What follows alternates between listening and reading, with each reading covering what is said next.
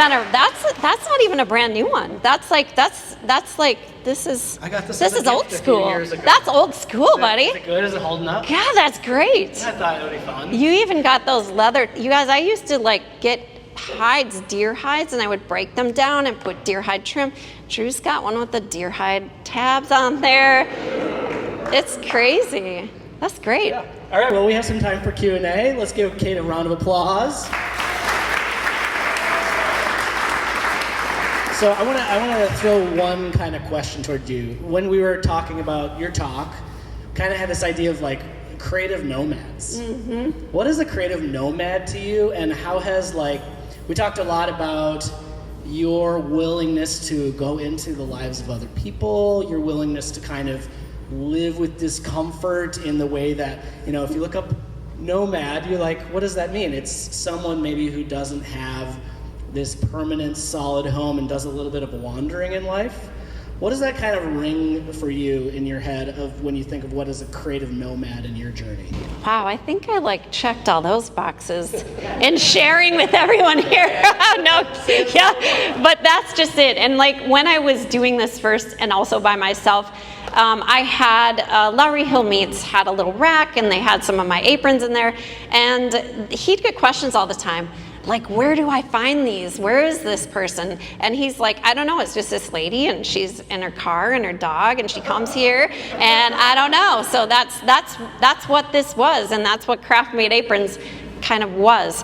Also with that logo, BA, people thought that's what the business name was. It's like, BA, no, that's I wanted to make it real weird because, of course, I didn't go in this thinking about having a business.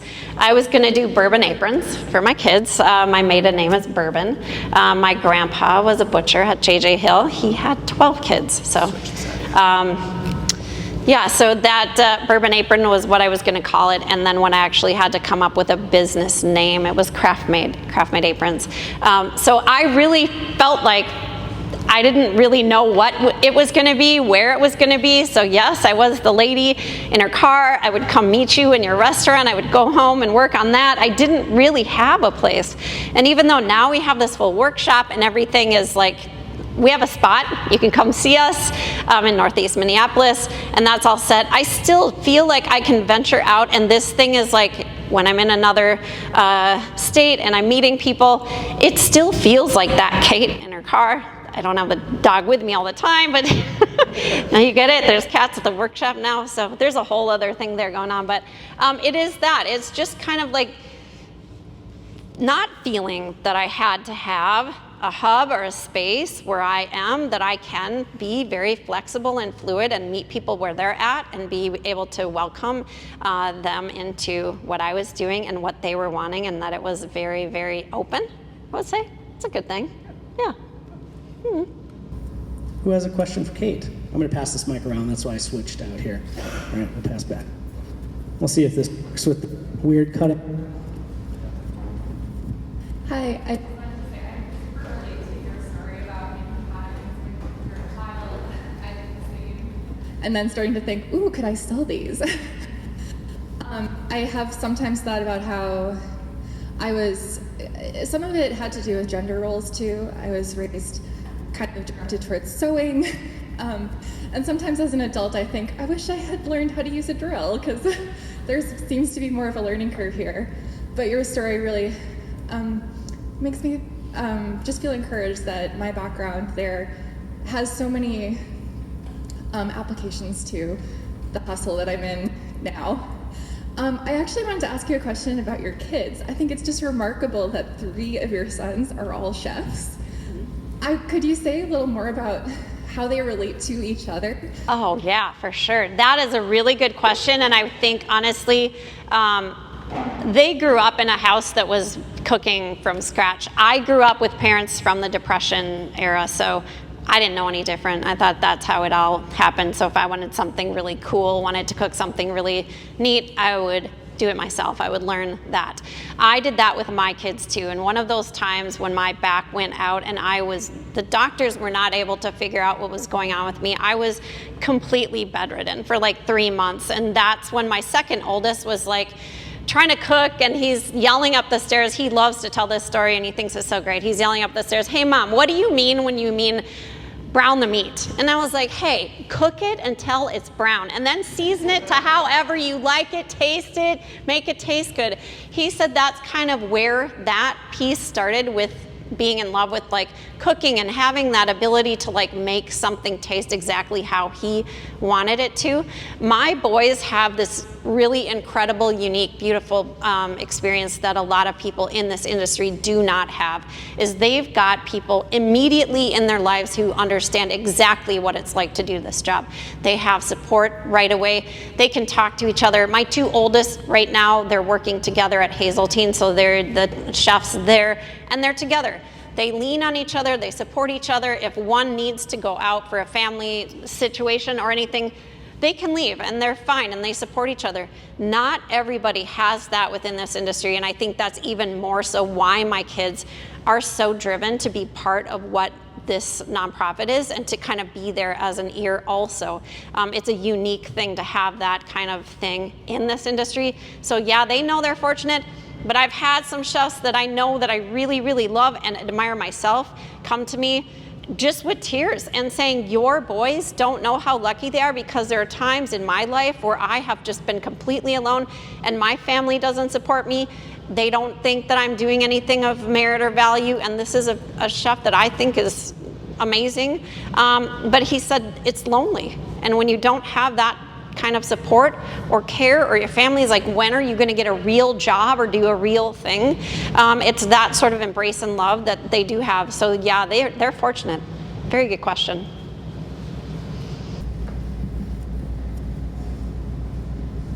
I want to just say, as a former chef myself, I love what you're doing and making that community, because many times myself and my friends like screamed or cried in a walk-in, which is a common kitchen experience.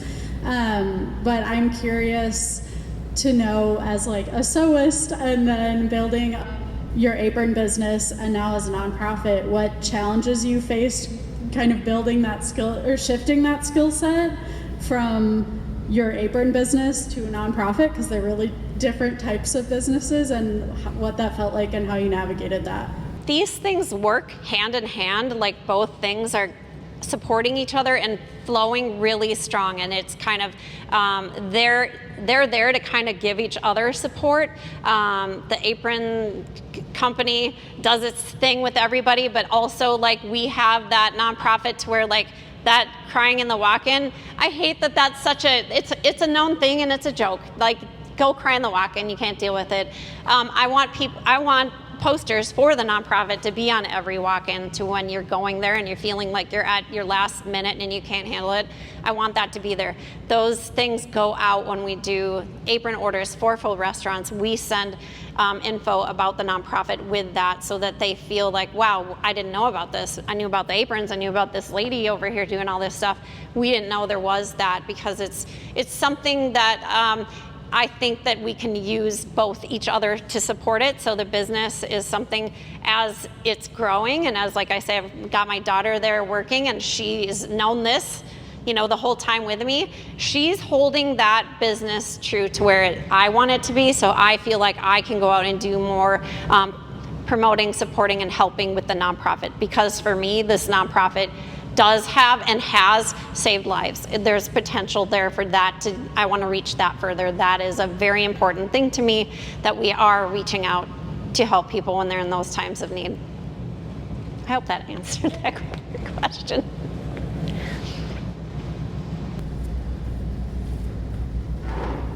Wow, I can relate to your story on so many levels. My mother was a homemaker, but she stitched we were three sisters, so stitched all our clothes, and she kind of was an artist as well. And I didn't take any of that, so I became the critique, and I then became a buyer for Target, and I would travel to Hong Kong and all over Asia, buying and sourcing. Mm-hmm. So I wonder, why did you kept it local, which is amazing, but did you not think of taking it globally and sourcing your aprons, making your own patterns, and I'm sure you got many opportunities to do that. No, this is a really, really good question. I love that. For me, for years, I was like, this is a Minnesota logo. It's always going to be made here. Final answer. And I realized quickly that now we're working with a lot of hotels. We have large volume orders coming. They can't keep up. And if we continue to do that, I will burn the company to the ground. We just cannot afford to, prices have gone up on everything. Raw materials for me, everything has gone up. Every piece of what I have in the apron, the strapping, the hardware, all the fabric, everything has gone up. Some of the prices have doubled just for a yard of fabric, which for me is like, I cannot sustain that. But I want to grow and I want the company to thrive and be successful. I've been working with a team in Bangladesh for several years, back and forth, working on different samples. Can they do it right? Because for me, it's about that quality. I don't want to sacrifice that. And I have 3 different sizes, like this XL that I have, like we have chefs that are 7 feet tall that have never had an apron before. Being that I know patterns and I know how things fit, I wanted someone super big to be able to have something that would fit them. So they can make all the sizes, they can make this exactly as it is, and it's taken me a few years to get to the point where I felt confident enough to have craft made overseas. There is a team in Bangladesh, and that team, they give back to that community, and that was really important too. Not only that it's ethically done, but they build storm shelters, they build schools for women. Like, it's really important for me that if we do that, it's going to give back. So I actually will be receiving my first container for Craft Made in October, which is real scary, taking big risks. It is, but there's, I found that you have to show that you can meet that demand before really large volume individuals want to work with you. So you have to kind of take that risk, do that big thing, and that's what I'm currently doing. But it was really me also, being that people are going to believe in me, even if that Minnesota logo is on something that's made overseas. So we will always be doing Craft Made here. So much customization goes into these restaurant orders, and I keep that minimum at a 4-piece minimum. I want people in food trucks or small coffee shops to be able to have their own unique design, and that you don't have to have 20 to 100 piece to be able to have that minimum.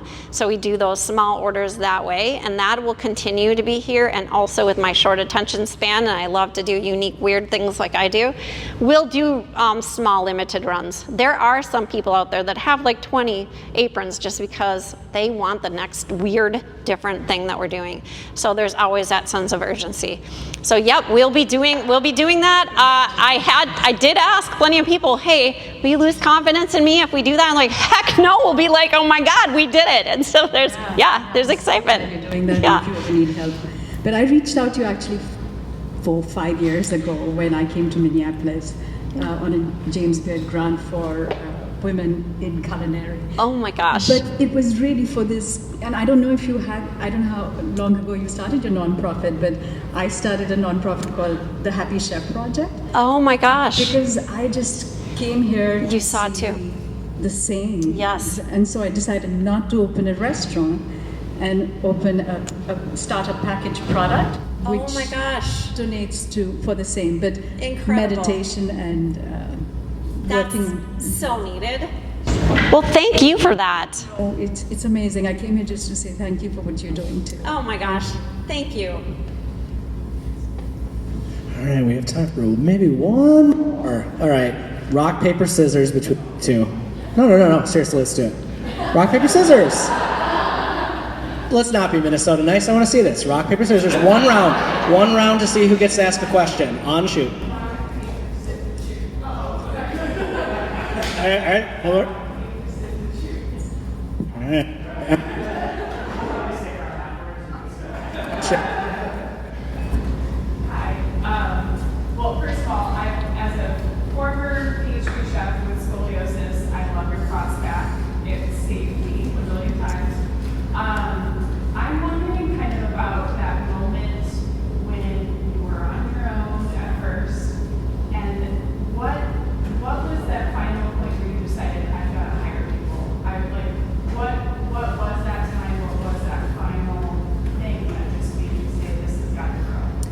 I had at one point a 6-month waiting list because it was just me. And that I also am a people pleaser, so I wanted to make sure that I could do all the things. So finding one person that could help. When I got to that place of where I couldn't even keep up with what happened, and it was someone asked me if I would please make an Instagram account so that they could see what I'd be making when I was bringing these 5 aprons to my son's friend's restaurant. We'd go and meet in the back, and there'd be like, oh, she's got 5 cool ones, and I thought it was weird that there'd be like several people waiting to see what I had. So when I started that account, and they were like, okay, I'm gonna do this for you kids, and I started that, and I thought it would just be those couple kids that would be looking at it.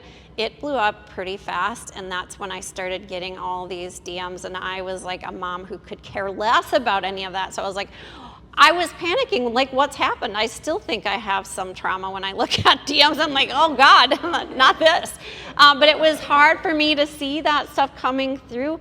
And as I started building wait lists, and this is gonna sound super weird, but kind of early on, I received an email from a restaurant in Vegas who was Jose Andres' restaurant, and I was like, very early into doing what I was doing, and I was terrified because I didn't know a lot of the names I was working with, but that one I was like, I think I know who this is. So it was really scary. And so kind of right there I was going, I have to find someone to help do this because I'm so backlogged that I was having anxiety to a point where like, I know I'm gonna fail because people don't, it's exciting to wait for a little bit. It's like, oh cool, I'm on their list, but that goes away pretty fast. And especially when you're committing to full restaurants, and if I'm gonna spend my whole couple weeks just satisfying the one restaurant order I have, like that's not growth. So I had to make that decision pretty early on, but I would say it was probably that Instagram account that I started where it's like, it just went nuts.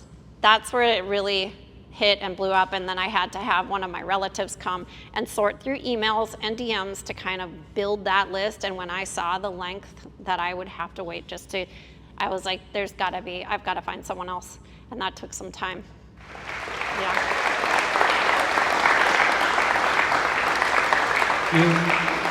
Thanks for sharing your story. It's very, very fun. Thank you so much. High fives. You said you do high fives. Right. So Yeah, we do. thank you, everybody.